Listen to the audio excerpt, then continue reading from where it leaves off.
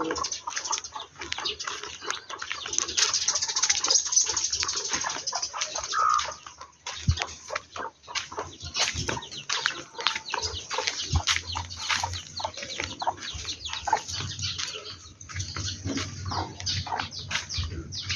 ่กูไปนอนสิล่ะ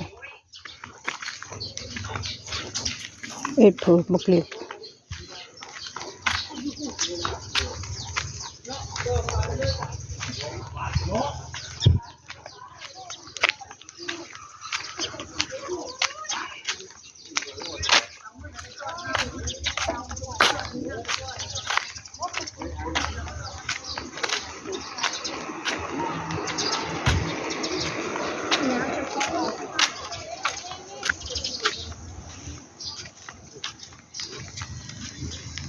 กินพะโล้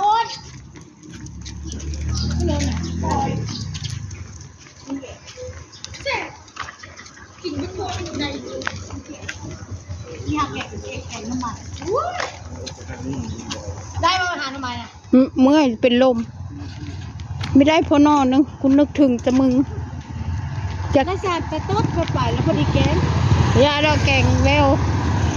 มีอะไรมากินนำละโอ้ยไปโลดมีได้ลำกะ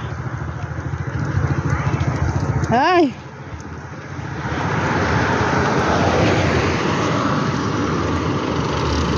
อะไร กระเบิดเท่านี้ล่ะอาหารปลากับนี่ ชื่ออะไรคะ กระปุ้น มีอะไรมั่งฮะ กระปุ้นมีปนปลานะมีสตอแถมให้กินด้วย นี่ยังสตอ ปนปลาหมักสตอ เอ๊ะแกงทำไม เรียกกระปุ้นซื้อแล้วก็ต้องกินเยอะ นี่เอาห่อน บอกที่เรียกข้มเก๋งเราไปกินได้เด็ก มันว่าได้อยู่โอ้ยก็ไปนั่งโจโก้เป็นลมไว้ว่ะ เลยได้ แดดมา เป็นหมอฮอนพลาดเลย ชื่อเล่าชมผักเสียนมันมีชมผักเสียน สมัครเสียนมันบ่ อีจานั่นคือยากแต่แท้ชมผักเสียนเนี่ยเบิ่งชมผักเสียนเจ้าบ่เห็ดเฮ้ยบ่โตบ่เห็ดเบิ่งนู้อันป่นป่านะเอามาช่องเบิ่งดู มันสุดไปแล้ว เป็นมันอีก30เป็นนังแล้ว ไม่ใช่เจ้าทนให้ค่อยแล้ว40คือเก่า ชื่อว่าสโตมะกะทินนะ แล้ว ป่นป่าอย่างไรเฮ้ยยาป่นป่าอย่างวะ คนบรรลุมันเลย บอก ถ้าคนสำเร็จไม่ใช่คนบรรลุแท้ เอาชมผักเสียนนะป่นป่าบ่ได้เอาละมันจะให้คอยมาซื้อชมผักเสียนผักแตงโมลูกเท่าไรสะ 40เลยบอกมักแตงเด้ เต็งข้าว เอามามักแตงนะ เอาเต็งข้าวหรือเต็งเขียว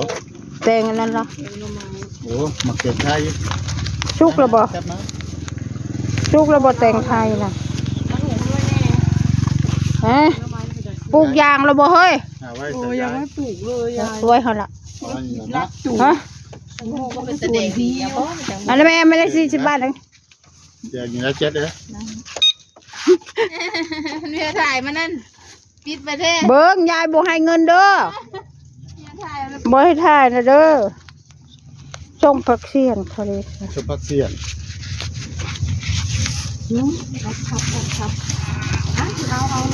ชิเลือปนป่าบ่ ขนาด เป็นสุดนะ เนี่ยเอาบุญ เจ้าห ไป น้า ให้ ที่ มันจะเสีย อะไร เนาะ ยังติดจ่าย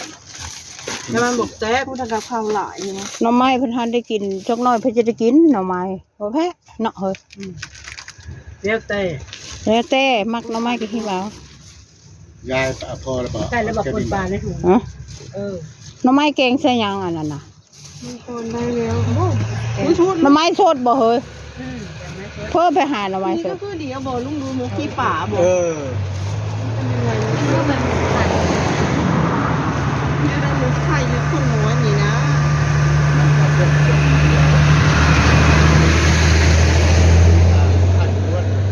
ว่ามันแคบอันนี้กลมๆนี่แน่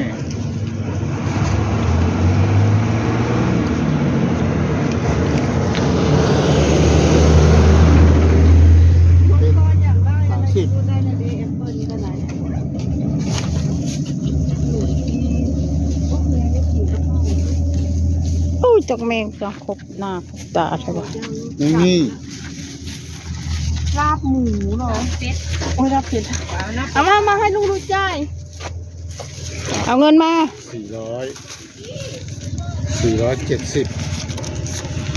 อืม 170